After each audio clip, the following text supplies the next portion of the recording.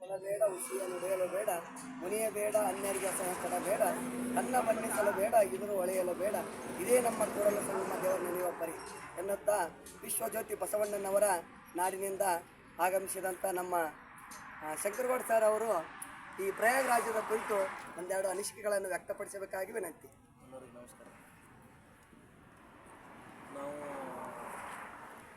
ಕುಂಭ ಸ್ನಾನದ ಸಲುವಾಗಿ ನಮ್ಮ ದೂರದ ಯಾದಗಿರಿ ಜಿಲ್ಲೆ ಶಾಪುರ ತಾಲೂಕಿನಿಂದ ಮತ್ತು ಇವರು ಸರ್ ಕಲಬುರಗಿ ಜಿಲ್ಲೆ ಜೇವರ್ಗಿ ತಾಲೂಕಿನಿಂದ ಹಲವಾರು 1200 ಚಿಲ್ಲರ ಕಿಲೋಮೀಟರ್ಗಳ ದೂರ ಕ್ರಮಿಸಿ ಕುಂಭ ಸ್ನಾನ ಮಾಡಿ ಮತ್ತು ಅಯೋಧ್ಯೆ ರಾಮ ದರ್ಶನ ಮಾಡಿ ಕಾಶಿ ವಿಶ್ವನಾಥನ ದರ್ಶನ ಮಾಡಿ ಹೀಗೆ ದಾರಿಯಲ್ಲಿ ಹೋಗ್ಬೇಕಾದ್ರೆ ನಮ್ಮ ಮುತ್ತೇವ್ರು ಸಿಕ್ಕರು ನಮಗೆ.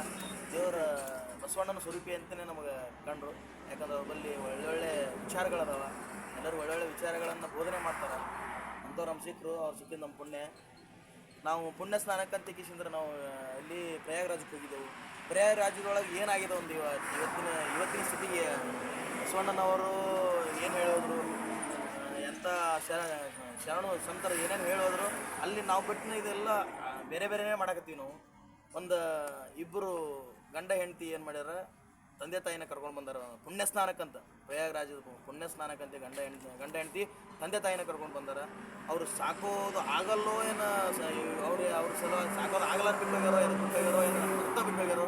ಆದ್ರೆ ತಂದೆ ತಾಯಿ ಬಿಟ್ಟು ಹೋದ ನಂತರ ಹೇಳಿದ್ದು, ನಮ್ಮನ್ನು ಬೇಕಂತಲೇ ನಮಗೆ ಈ ಕರ್ಕೊಂಬಂದು ಬಿಟ್ಟು ಹೋಗ್ಯಾರ. ಪುಣ್ಯ ಸ್ನಾನಕ್ಕೆ ನಮ್ಮ ಪಾಪ ಕರ್ಮಗಳನ್ನ ಕಳ್ಕೊಬೇಕಂತ ಬಂದು ನಾವು ಇಲ್ಲಿ ಪಾಪನೇ ಮಾಡಕತ್ತೀವಿ. ಅಂದ್ರೆ ನಾವು ಏನು ಮಾಡಿದ್ವಿ, ಏನು ವ್ಯರ್ಥ, ಎಲ್ಲ ವ್ಯರ್ಥದ ಎಲ್ಲ ಜನರು ಇದ್ರ ಬಗ್ಗೆ ತಿಳ್ಕೊಂಡು ನಮ್ಮ ತಂದೆ ತಾಯಿನ ನಾವು ಸಾಧು ಸಂತರನ್ನ ನೋಡ್ಬೇಕು. ಸಾಧು ಸಂತರ ಜೊತೆಗೆ ಮಠ ಮಾನ್ಯಗಳನ್ನು ನಾವು ನೋಡ್ಬೇಕಾಗ್ತದೆ. ಅದನ್ನು ನಮಗೆ ತಂದೆ ತಾಯಿನೇ ದೇವರು. ನಮಗೆ ಭೂಮಿಗೆ ಜನ್ಮ ಕೊಟ್ಟವ್ರು ತಂದೆ ತಾಯಿ. ಈ ಭೂಮಿ ಹೆಂಗಂತ ತೋರಿಸ್ಕೊಟ್ಟವ್ರು ನಮ್ಮ ತಂದೆ ತಾಯಿ. ಈ ಭೂಮಿಯೊಳಗೆ ನಾವು ಬಂದು ಇಲ್ಲಿ ನಾವು ಕಾಲು ಉರಿಯೋ ಅಂದ್ರೆ ಅದಕ್ಕೆ ಕಾರಣನೇ ನಮ್ಮ ತಂದೆ ತಾಯಿ. ಹಾಗಾಗಿ ನಮ್ಮ ತಂದೆ ತಾಯಿಯನ್ನು ಚೆನ್ನಾಗಿ ನೋಡ್ಕೊಂಡ್ರೆ ಯಾವ ದೇವರುಗಳು ಬೇಡ, ಏನು ಬೇಡ.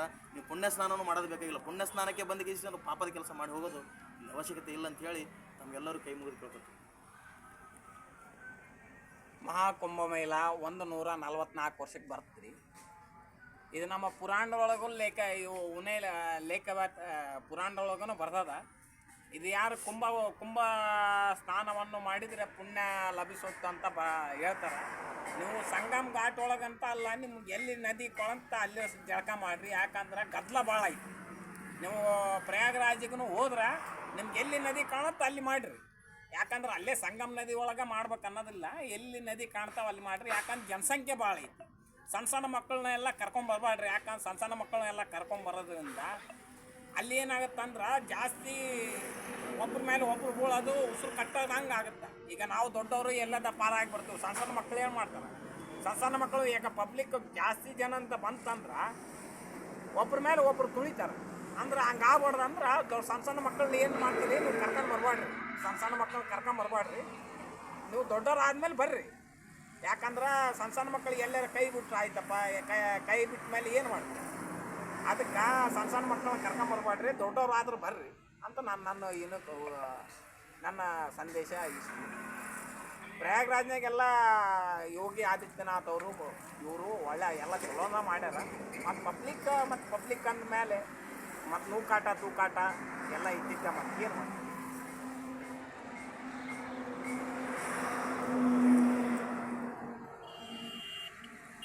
ನಾವು ಪ್ರಯಾಗರಾಜ ಬರಬೇಕಂತ ನಮ್ಮ ಒಂದು ಇದನ್ನೇ ದೃಷ್ಟಿಕೋನನೇ ಇರಲಿಲ್ಲ. ಸೊ ದೇವ್ರ ಪುಣ್ಯ ಹೆಂಗೋ ಅದೇನು ದೇವರು ಸ್ವರೂಪಿ ಅಂತ ಹೇಳ್ಬೋದು. ಅದು ಬರಬೇಕಂತ ಇದೂ ಇರಲಿಲ್ಲ. ಆದರೂ ಬಂದ್ವಿ. ಅದು ಹೆಂಗೆ ಬಂದ್ವಿ, ಏನು ಸುದ್ದಿ, ಅದು 2 ದಿನ ಅಂತೇಳಿ ನಮ್ಮ ದಾರಿ ಹೇಳಿದ್ರು. ಅದು ನಾವು 1.5 ದಿನದಲ್ಲೇ ಬಂದುಬಿಟ್ಟಿವಿ. ಬಟ್ 1.5 ದಿನದಲ್ಲಿ ಬಂದು ಅಲ್ಲಿ ಒಂದು ಗದ್ದಲೆ ಮತ್ತು ಟ್ರಾಫಿಕ್ ನೋಡಿದ್ರೆ ನಮಗೆ ಅರ್ಧ ದಿವಸದಲ್ಲಿ ಟ್ರಾಫಿಕಲ್ಲೇ ಕಳೆದೀವಿ. ಸೊ ಅಲ್ಲಿ ನಾವು ಹೋಗಿ ಮುಟ್ಬೇಕಂದ್ರೆ ಇಲ್ಲಿ 12 ಗಂಟೆಗೆ ಹೋಗಿ ಮುಟ್ಟಿದ್ದೀವಿ. ಅಲ್ಲಿ ಪ್ರಯಾಗರಾಜ ಇದಕ್ಕೆ ಹೋಗ್ಬೇಕಂತಂದರೆ ರಾತ್ರಿ 7 ಗಂಟೆ ಆಯಿತು. 7 ಗಂಟೆ ನಂತರ ಊಟ ಮಾಡ್ಕೊಂಡು ಹೋಗ್ತೀವಿ. ಆ ಕಣ್ಣಿಗೆ ಏನು ಎಲ್ಲ ದೇವರುಗಳು ಜನಸಾಗರ ಮತ್ತು ಅಲ್ಲಿ ಒಂದು ದೇವರದ ಒಂದು ಅದ್ಭುತ ಏನಪ್ಪ ಅಂತಂದ್ರೆ ಎಷ್ಟೇ ಜನ ಇದ್ದರೂ ಇಲ್ಲಿ ಯಾರೂ ಇಲ್ಲಲ್ಲಪ್ಪ ಅನ್ನೋ ಟೈಪ್. ಸುಮಾರು 3 ಕೋಟಿ 4 ಕೋಟಿ ಜನ ಇರ್ತಾವೆ ದಿನ.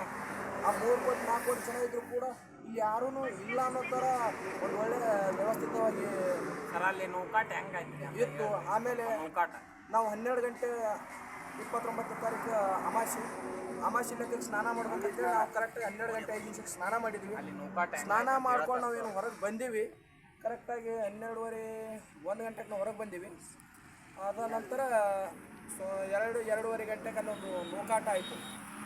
ಜನ ಎಲ್ಲ ಸಿಕ್ಕಾಪಟ್ಟೆ ಬಂದ್ಬಿಟ್ಟು ನೂಕಾಟ ಆಗಿ ಕಾಲು ತುಳಿತಕ್ಕೆ ಒಳಗಾಗಿ ಪಾಪ ಕೆಲವು ಜನ ಸಾವನ್ನಪ್ಪಿದ್ದಾರೆ. ನಮ್ಮ ಕರ್ನಾಟಕದವ್ರು 4 ಜನ ಅಂತ ಹೇಳ್ತಾರೆ, ನಮ್ಮ ಕರ್ನಾಟಕದವ್ರು 4 ಜನ ಅಂತೇಳಿ ತಿಳಿದು ಬಂದು. ಬೆಳಗಾವಿದವ್ರು ಆದರೆ ಈಗ ನೆಕ್ಸ್ಟ್ ಬರ್ತಕ್ಕಂಥವ್ರು ಸ್ವಲ್ಪ ಹುಷಾರಿಯಿಂದ ಬರ್ರಿ. ಹುಷಾರಿನಿಂದ ಬರ್ರಿ. ಮತ್ತು ಅಪ್ಪವ್ರು ಹೇಳಿದ್ರೆ ಈಗ ಮಕ್ಕಳನ್ನೆಲ್ಲ ಕರ್ಕೊಂಬರಬೇಡ್ರಿ ಅಂತ. ಮಕ್ಕಳನ್ನೆಲ್ಲ ಕರ್ಕೊಂಬರೋದು ಈಗೇನು ಇದು ಅನ್ಸಂಗಿಲ್ಲ, ಸೂಕ್ತ ಅನ್ಸಂಗಿಲ್ಲ. ಸೊ ನಿಮ್ಗೆ ಯಾರಿಗೆ ಭಕ್ತಿ ಅದ ಬರ್ರಿ. ಒಂದಿನ ಲೇಟಾದರೂ ಪರವಾಗಿಲ್ಲ, ಸರಾಗವಾಗಿ ದರ್ಶನ ಮಾಡ್ಕೊಂಡು ಪುಣ್ಯ ಸ್ನಾನ ಮಾಡ್ಕೊಂಡು ಹೋಗ್ಲಿಕ್ಕೆ ಅದು ಒಳ್ಳೆಯ ಒಂದು ಸ್ವಲ್ಪ ಗದ್ದಲ ಕಡಿಮೆ ಆದ್ಮೇಲೆ ಬರ್ರಿ. ಸ್ಥಳ ಅಂದರೆ ತಪ್ಪಾಗ್ಲಿಕ್ಕಿಲ್ಲ ಅನ್ನಿಸ್ತದೆ. ನೀವು ಆ ಥರ ನಾವು ಇನ್ನೇನು 2 ದಿನ ಕಳೆದ್ವಿ. ನೆಕ್ಸ್ಟ್ ಉಜ್ಜಯಿನಿಗೆ ಹೊಂಟಿದ್ದೀವಿ ನಾವು. ಉಜ್ಜಯಿನಿಯಿಂದ ಮುಗಿಸ್ಕೊಂಡು ಹಂಗೆ ನಾವು ನಮ್ಮ ಯಾದಗಿರಿ ಕಡೆ ಪ್ರಯಾಣ ಬೆಳೆಸ್ಬೇಕಂತ ನಮ್ಮದು ವಿಚಾರ. ನೀವು ಬರ್ರಿ, ಗದ್ದಲ ಕಡಿಮೆ ಆದ್ಮೇಲೆ ಬರ್ರಿ. ಯಾಕಂದ್ರೆ ನೀವು ಹುಡುಗರು ತೊಗೊಂಬರ್ಬೇಕಂದ್ರೆ ಗದ್ದಲ ಹೆಂಗೆ ಕಡಿಮೆ ಇರುತ್ತಾ ಅವಾಗ ಬರ್ಬೋದು ನೀವು. ಯಾಕಂದ್ರೆ ಗದ್ದಲ್ದಾಗ ಹುಡುಗರು ತೊಗೊಂಬಂದೆ ಅಂದ್ರೆ ಮತ್ತೆ ಇಲ್ಲೇ ಜನಸಂಖ್ಯೆ ಏನು ಮಾಡುತ್ತಾ, ಆತಾಗ ನೂಕಾಟ ಇತ್ತಾಗ ನೂಕಾಟ ಹಿಂದೆ ಮಾಡ್ತಾರೆ. ನೀವು ಗದ್ದಲ ಕಡಿಮೆ ಆದ್ಮೇಲೆ ಬರ್ರಿ. ನಿಮ್ಮ ಬಗ್ಗೆ ಏನು ರೀ ನಿಮ್ಮ ಬಗ್ಗೆ ನಮ್ಮ ಬಗ್ಗೆ ಎಲ್ಲ ಗೊತ್ತಾಗಿದೆ. ಹೀಗೆ ಪ್ರಯಾಗರಾಜದಲ್ಲಿ ಪೊಲೀಸ್ ಇಲಾಖೆಯವರು ಮತ್ತು ಆಯಾ ಸ್ಥಳೀಯ ಸರ್ಕಾರ ಅತ್ಯುತ್ತಮವಾದಂಥ ವ್ಯವಸ್ಥೆಯನ್ನು ಮಾಡಿರುತ್ತದೆ. ಆದರೂ ಕೂಡ ಕೆಲವೊಂದು ಲೋಪಗಳು ನಡೆದು ಹೋದವು. ಆ ಲೋಪಗಳಿಗೆ ಕಾರಣ ಜನರು. ಆ ಜನರ ನೂಕಾಟದಲ್ಲಿ ಈ ಕಾಲ್ತುಳಿತಕ್ಕೆ ಒಳಗಾದರು. ಅಷ್ಟೇ ಅಲ್ಲಾರ್ದೇ ಕೂಡ ಯೋಗಿ ಆದಿತ್ಯನಾಥ್ ಅವರು ಅಮಾವಾಸ್ಯೆ ಮೌನಿ ಸ್ನಾನವನ್ನು ಮತ್ತೆ ಕೆಲವೇ ಕ್ಷಣಗಳಲ್ಲಿ ಪ್ರಾರಂಭಿಸಿದರು. ಹೀಗಾಗಿ ಸರಾಗವಾಗಿ ಈ ಕುಂಭಮೇಳ ಯಾತ್ರೆಯನ್ನು ನಡೀತಾ ಇದೆ. ಜನರು ಸಹಕಾರದಿಂದ ಉತ್ತಮ ರೀತಿಯಲ್ಲಿ ತಾಳ್ಮೆಯಿಂದ ಕುಂಭ ಸ್ನಾನವನ್ನು ಮುಗಿಸಿಕೊಂಡು ಬರಬೇಕಾಗಿ ವಿನಂತಿ.